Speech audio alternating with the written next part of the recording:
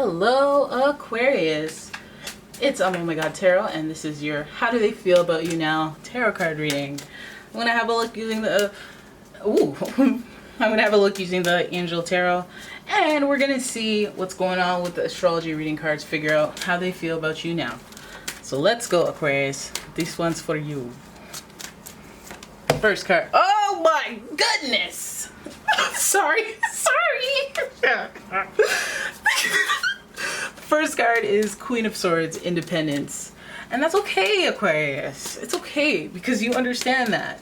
Your next card, before I, try to get up in it, then let me just pull your cards. Then we have the Nine of Wands, followed by the Knight of Wands. So the Nine of Wands in reverse. Then the Knight of Wands, followed by the Ace of Cups, followed by the King of Swords to walk it out. Alright. So that's interesting right there. And then we have at the bottom of the deck, who's making a cameo appearance this time, the Hanged Man, Angel of Prophecy. So we'll keep that in mind. Hanged Man, lots of limbo energy hovering over this reading, making me think that you guys go through some pauses. Alright? So, how do they feel about you? How does your person feel about you? Well, before we do that, let's have a look at the zodiac signs cards and figure out who we're talking about. So, hello, Aquarius. Oh, Aquarius. Here's your first card. Scorpio energy. The energy is intense, masterful, thoughtful, and magnetically charming, but also secretive and possessive. Water energy, for starters. Then we've got Taurus energy. The energy around you shows the abundance of nature. It is rich, earthy, and productive, yet relaxed and slow. So now we got double stubborn energy, but we've also got really take care of you type energy. Let me nurture you. Let me suckle on my bosom. I know you're a full grown person and you're not a baby, but here, take a sip. Right, and then we finally have Gemini energy. The energy is communicative, mischievous, lively, witty, and informative. Stimulating exchange is possible. So let's describe this person using the personal traits of Scorpio, Taurus, Gemini. This person's very deep. They have a very, very sweet and almost psychic depth to them. It's almost like they know things that, how could you possibly know? Did you stalk me? But no, sometimes it's intuitive. And yeah, sometimes it is a little bit of stalking. This person is very strong in their belief and very firm in their decision making. They have that Taurus energy to them, which means they value stability as far as emotions. They don't want to just have drama in their life. And then they also have this creativity to them where they want their home to be their entertainment place.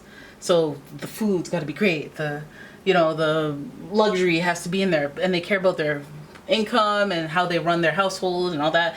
And they like to take care of people.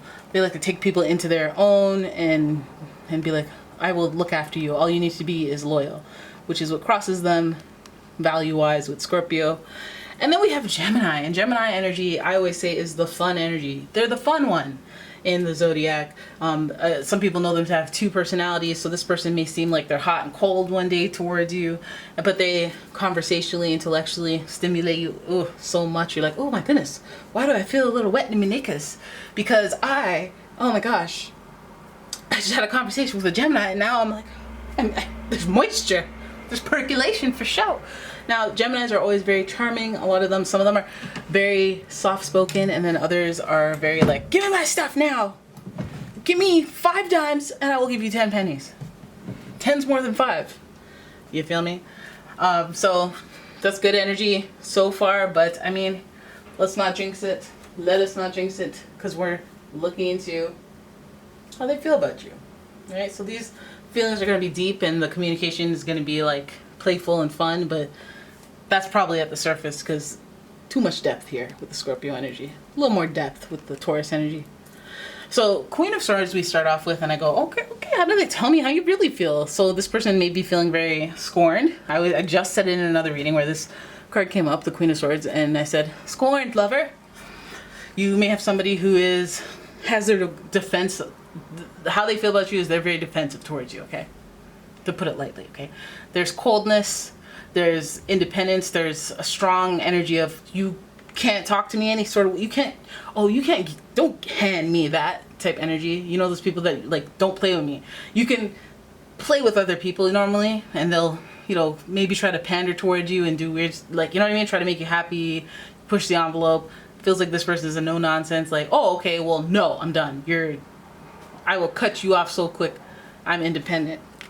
So then we have, out of that independence, how do they really feel about you? Well, there's this determination thing. They're recognized for being a hard worker, for doing really well. And this, how they feel about you, it's kind of distracting from that fire, that flame that they have, that determination they have. They're very action oriented, and they have, when you look at them, they have, what is it? Effort, energy. They probably have potential, right? And this card is in reverse, so it's almost like they're not even showing their true potential, or there's something about them that is like, there's a somewhat of a martyr victim energy in this, where you have more potential than more credit than you're giving yourself. If you think about the original card for this in the Rider-Waite deck, you see somebody who gets recognized for all their hard work, but at the same time they have bandages all over their head and they're still working. So I'm like, okay, well, people are like, yeah, you're wicked, you're the GOAT, but it's kind of like, why are they letting you do all that work though? Like, why are they letting you break your back? What, just so you can get some pats on the back and whatnot? So I feel like this person, like, they might have that same energy. Like, why are you even doing this? Why am I putting in all this energy? Why am I giving you all this energy? So now I'm stone cold.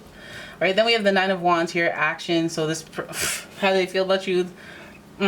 This person might even like, I don't know, like, will they take an action towards you? I feel like, you know, when we look in this direction, since this knight is looking in this direction, what do knights really do? Well, they go out, they carry out orders. They carry out orders, especially with the wands. They, you know, see the cheetah, they carry it out with speed and aggression.